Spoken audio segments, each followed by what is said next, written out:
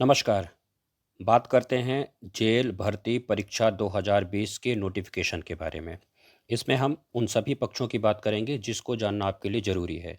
तो सबसे पहले तो 27 जुलाई 2020 को जेल भर्ती परीक्षा 2020 का नोटिफिकेशन पीईबी के द्वारा जारी कर दिया गया और ये एक सराहनीय कदम है सरकार का और कोविड-19 क्राइसिस में भी छात्रों के मनोबल को बढ़ाने वाला ये एक महत्वपूर्ण कदम साबित होगा। तो आशा करता हूँ आप सभी स्वस्थ होंगे, कुशल होंगे और अपने स्वास्थ्य को देखते हुए आप तैयारी भी शुरू करेंगे। तो सबसे पहले ये देखिए कि आवेदन पत्र भरने की तिथि 27 जुलाई 2020 से प्रारंभ होगी और इसकी अंतिम तिथि जो है 10 अगस्त 2020 है। संशोधन भी आप कर सकते हैं। 27 जुलाई से संशोधन की तिथि भी शुरू हो जाएगी और 15 अगस्त तक संशोधन की तिथि चलेगी। अब परीक्षा की तिथि जो है 3 से 10 नवंबर 2020 के बीच तय की गई है। ऑनलाइन परीक्षा आयोजित किया जाएगा और यह परीक्षा 2 पालियों में होगा और 3 नवंबर से शुरू होकर के 10 नवंबर 2020 के बीच संपन्न होगा। अभी नोटिफिकेशन में जो तिथि तय की गई है उसके अनुरूप। फिर बात ये करते हैं कि इसमें शुल्क कितना होगा। तो अनारक्षित अभ्यर्थियों के लिए 500 रुपये और अनुसूचित जाति जनजाति अन्य पिछड़ा वर्ग निःशक्त जन अभ्यर्थियों के लिए जो कि मध्य प्रदेश के मूल निवासी हैं उनके लिए 250 रुपये है। इसके अतिरिक्त कियोस्क के माध्यम से ऑनलाइन भरने वाले अभ्यर्थियों को एमपी ऑनलाइन का पोर्टल शुल्क 60 रुपये दे होगा और अगर आप रजिस्टर्ड सिटीजन यूजर के माध्यम से लॉगिन कर फॉर्म भरते हैं तो इसका शुल्क जो है वो 20 रुपये दे होगा। तो इस तरह से लगभग कह लीजिए 560 रुपये अनारक्षित वर्ग के लिए और 310 रुपये की लगभग जो शुल्क है वो अन्य वर्ग के अभ्यर्थियों के लिए है। अब अगर आप देख लीजिए कि परीक्षा का जो समय है, तिथि तो आपने देख लिया 3 नवंबर से लेकर के 10 नवंबर के बीच परीक्षा आयोजित की जानी है। यह 2 पालियों में आयोजित की जाएगी। प्रथम पाली जो है 7 से 8 का रिपोर्टिंग टाइम रहेगा और 9 से 12 के बीच एग्ज़ाम शुरू हो जाएगा। दूसरी जो पाली है इसमें एग्ज़ाम होगा 2 से लेकर के 5 बजे के बीच, लेकिन रिपोर्टिंग टाइम है 12 बजे। तो इस तरह से 9 से 12 और 2 से 5 के बीच परीक्षा आयोजित की जाएगी 3 से 10 नवंबर के दौरान। तो इस तरह से ये सारी जानकारी यहाँ पर एक बार आप फिर से देख लीजिए। 27 जुलाई से परीक्षा फॉर्म भरने की तिथि है, 10 अगस्त इसकी अंतिम तिथि है। लगभग 15 दिवस आपको मिल रहे हैं फॉर्म भरने के लिए, ठीक है। संशोधन की जो अंतिम तिथि है वो 15 अगस्त है, तो इस तरह से संशोधन की जो तिथि है कुल 20 दिन की है। फिर एग्ज़ाम की तिथि है 3 से 10 नवंबर के बीच, 2 पालियों में होगा, 9 से 12 और 2 से 5। 200 अंकों का ये प्रश्न पत्र होगा। फिर शुल्क की बात हो ही चुकी है। 500 रुपये पोर्टर चार्ज अलग होगा। अनारक्षित वर्ग के लिए 500 रुपये और अन्य वर्ग के लिए 250 रुपये। अब बात करें परीक्षा केंद्र, तो परीक्षा केंद्र जो है 16 बनाए गए हैं। भोपाल, इंदौर, जबलपुर, ग्वालियर, उज्जैन, नीमच, रतलाम, मंदसौर, सागर, सतना, खंडवा, गुना, दमोह, सीधी, छिंदवाड़ा, बालाघाट। अब अगर हम बात करें जो पद नाम है जिसके लिए भर्ती परीक्षा आयोजित की जानी है उसका पद नाम जेल प्रहरी है। वेतनमान ये देख पा रहे हैं और 5200 रुपये, 20,200 प्लस 1900 ग्रेड पे है। फिर ये लेवल 4 है। मध्य प्रदेश शासन सामान्य प्रशासन विभाग के परिपत्र 2019 के दिनांक 12 दिसंबर 2019 के अनुसार वेतनमान न्यूनतम का प्रथम वर्ष 70%, द्वितीय वर्ष 80% और तृतीय वर्ष 90% स्टाइपेंड दे होगा। अब अगर हम इसमें बात करें जो सीटों की संख्या है, तो कुल सीटों की संख्या इसमें ध्यान रखिएगा। इस बार जो संविदा भर्ती के अभ्यर्थी हैं उनके लिए अलग पोस्ट दी गई है, ये 282 है। अनारक्षित के लिए 105, ईडब्ल्यूएस के लिए 11, अनुसूचित जाति के लिए 45, अनुसूचित जनजाति के लिए 56 और ओबीसी के लिए 76।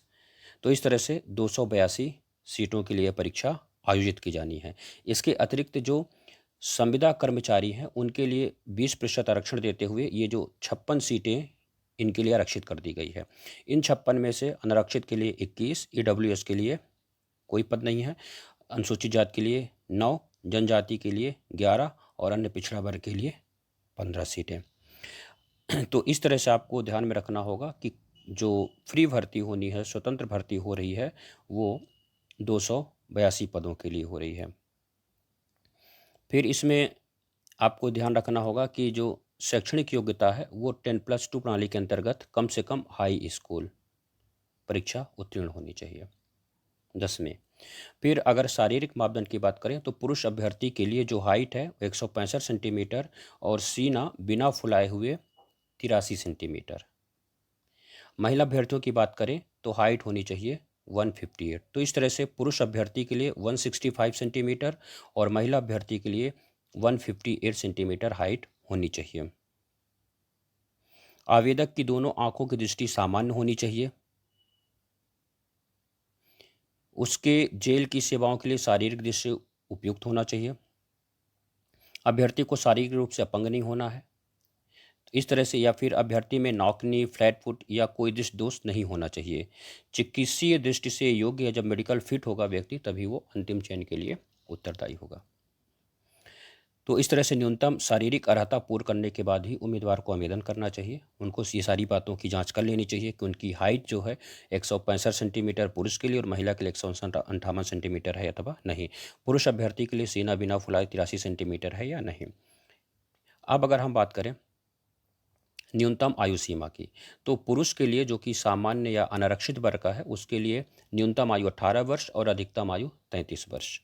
फिर सामान्य पुरुष या जनरल मेल के अतिरिक्त जितने भी बाकी के वर्ग हैं, चाहे महिला हों या फिर अनुसूचित जाति, जनजाति, अन्य पिछड़ा वर्ग, इन सभी के लिए न्यूनतम आयु तो 18 वर्ष है, लेकिन अधिकतम आयु जो है 5 वर्ष की छूट के बाद 38 वर्ष है।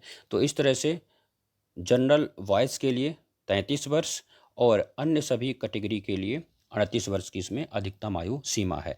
और ये भी ध्यान रखिएगा, आयु सीमा की जो गणना की जानी है वो 1 जनवरी 2020 से की जानी है। तो 1 जनवरी 2020 की तिथि से न्यूनतम आयु 18 वर्ष पूर्ण होना चाहिए और 33 वर्ष से अधिक की आयु नहीं होनी चाहिए।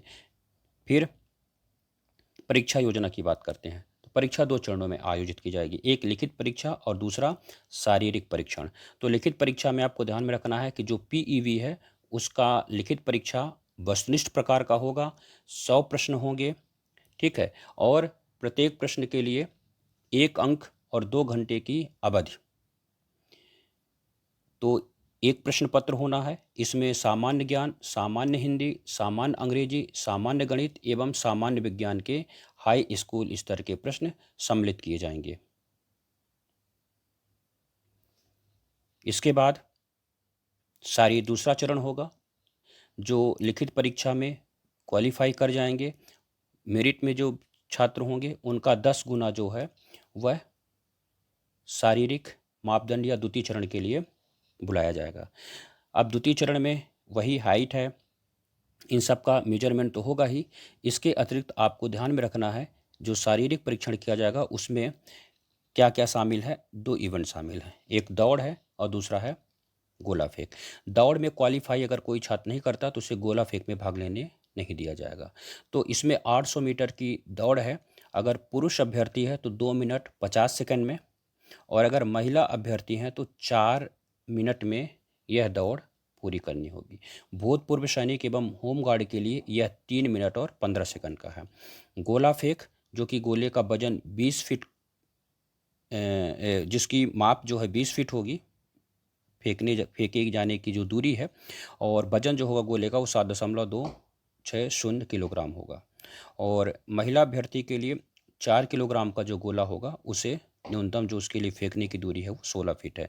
तो 20 फीट गोला और पुरुष अभ्यर्थी के लिए और महिला अभ्यर्थी के लिए 16 फीट गोला, और भूतपूर्व सैनिक एवं होमगार्ड के लिए 15 फीट। तो एक बार फिर से देख लीजिए, दौड़ की अगर बात करें तो 800 मीटर की दौड़ है जिसको 2 मिनट 50 सेकंड में पूरा करना होगा, और गोला फेंक जो है उसके लिए जो दूरी रखी गई है उसकी न्यूनतम दूरी जो है वो 20 फीट है।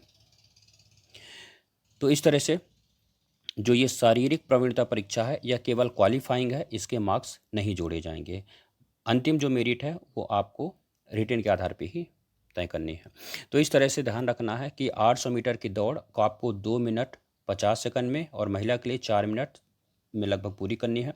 और गोला फेंक पुरुष अभ्यर्थी के लिए 20 फीट फेंकना है और महिला अभ्यर्थी को 16 फीट फेंकना है। और अगर अब आप सिलेबस की बात करें तो सिलेबस में आप देखिए 5 पोर्शन हैं।